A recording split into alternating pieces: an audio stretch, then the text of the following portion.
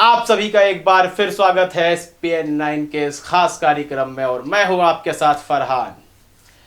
अंधभक्तों की बात करेंगे आज हम यहाँ पर। इनकी एक बहुत बड़ी पोल खुल गई। 2014 से शुरू करते हैं, जब अंधभक्तों के नारे सुनाई देते थे, राम राज्य की बातें सुनाई देती थी और जब राम राज्य के बारे में बात की जाती थी उनसे कहा जाता था कि स्पष्ट तो कीजिए आखिर राम राज्य क्या है। तो अंधभक्त यही कहते थे कि राम के राज्य में जिस तरह देश चलता था, सभी संपन्न होते थे, इंसाफ होता था, चोरियां नहीं होती थी, तमाम तरह की जो वारदातें होती है, अपराध मुक्त भारत बनाना है, यह कहा जाता था। तमाम अच्छी अच्छी बातें सुनने को आती थी। लेकिन एक ऐसा तबका भी था जो चाहता था, जो कहता था कि भारतीय जनता पार्टी के आने के बाद एक धर्म की सरकार होगी, मुसलमानों से खतरा है हिंदू धर्म को। और आपने भी दिल्ली चुनावों में भी देखा होगा किस तरह भारतीय जनता पार्टी के वरिष्ठ नेता हैं, बड़े नेता हैं, कहते हुए नजर आ रहे थे कि यह समुदाय के लोग, यदि दिल्ली में हमारी सरकार नहीं रहती है तो आपकी बहू बेटियों के साथ बलात्कार किया जाएगा, वो भी घरों में घुसकर। इस तरह की बातें सामने आ रही थी। यानी कि यदि इसका पूरा एक निचोड़ देखा जाए, यह कहा जा रहा था कि हिंदू को समृद्ध बनाया जाएगा और सुखी बनाया जाएगा। लेकिन क्या हिंदू समुदाय के इन लोगों ने वह चीजें पाई जिनका वादा किया जा रहा था, जिस राम राज्य का वादा किया जा रहा था, क्या उन्हें वह मिला? या फिर राम राज्य का मतलब सिर्फ इतना है कि आपको एंटी मुस्लिम रहना है, एक समुदाय के खिलाफ रहना है, कोई भी घटना हो, कैसी भी बात हो, उसकी ही आलोचना करना है।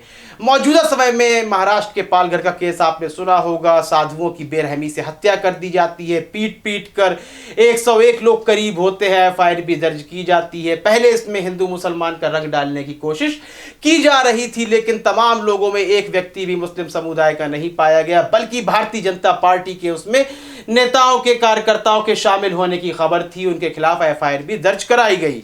अब महाराष्ट्र में उद्धव ठाकरे की सरकार है, उन्होंने कांग्रेस के साथ गठबंधन कर रखा है। कहीं ना कहीं मुसलमानों के लिए एक लचक देखी जा रही है उद्धव ठाकरे में। तो तुरंत अंधभक्तों की एक टोली निकल कर आती है, सोशल मीडिया में आ जाती है, उद्धव ठाकरे की आलोचना करने लगती है। और उद्धव ठाकरे को निशाना इसलिए बनाया जा रहा है क्योंकि वो बीजेपी के साथ नहीं है, यानी कि हिंदू दल के साथ नहीं है। और वहां साधुओं की हत्या हुई थी, वाकई में निंदनीय है। क्या आलोचना होनी चाहिए उद्धव ठाकरे की? तो हाँ, आलोचना बिल्कुल होनी चाहिए। लेकिन उसके तुरंत बाद ही उत्तर प्रदेश में भी इस तरह की एक घटना को अंजाम दिया जाता है। लेकिन तब अंधभक्त कहाँ खो जाते हैं, कहाँ गुम हो जाते हैं, दिखाई नहीं दिए। मैं सोशल मीडिया तलाशता रहा, ट्विटर में भी देखता रहा, लेकिन उत्तर प्रदेश के मुख्यमंत्री योगी आदित्यनाथ के खिलाफ एक शब्द भी कहते नजर नहीं आए अंधभक्त। क्या हुआ उस राम राज्य का, क्या हुआ उस हिंदुत्व की विचारधारा का, जहां हिंदू साधुओं को और यहाँ भारत के हिंदू नागरिकों को आप सुरक्षा देने की बात कर रहे थे। लेकिन जब महाराष्ट्र में साधु मारे जाते हैं तब आप उद्धव ठाकरे को निशाना बनाते हैं क्योंकि वह भारतीय जनता पार्टी के साथ नहीं है। लेकिन जब उत्तर प्रदेश में इसी तरह की घटना घटित होती है तो योगी आदित्यनाथ से बिल्कुल भी सवाल नहीं किया जाता। क्यों? क्योंकि वह भारतीय जनता पार्टी के हैं। तो यहां से एक बात साफ समझ में आती है, अंधभक्तों की पोल खुल जाती है कि किसी हिंदुत्व राष्ट्र की या हिंदू राष्ट्र की स्थापना का कोई भी लक्ष्य नहीं है, बल्कि जो अंतिम लक्ष्य है, जो मुख्य लक्ष्य है, वह मुस्लिम समुदाय की आलोचना करना, उसके साथ झगड़े करना, उन्हें प्रताड़ित करना, देश से निकालना, वोट से वंचित कर देना, तमाम तरह के नाम देना, तमाम तरह की जिहाद का एक चार्ट बनाकर न्यूज चैनल में पेश करना। यही घटनाएं चलती रहेंगी। लेकिन क्या उन साधुओं को इंसाफ मिल पाएगा जिनकी हत्या महाराष्ट्र में हुई है? हम इंसाफ चाहते हैं, लेकिन उत्तर प्रदेश में भी जो घटना घटी है, क्या इंसाफ मिल पाएगा? इसलिए नहीं मिलेगा क्योंकि उसमें कोई भी मुसलमान शामिल नहीं है, बल्कि भारतीय जनता पार्टी के कुछ कार्यकर्ता या सदस्य जरूर पाए जा रहे हैं।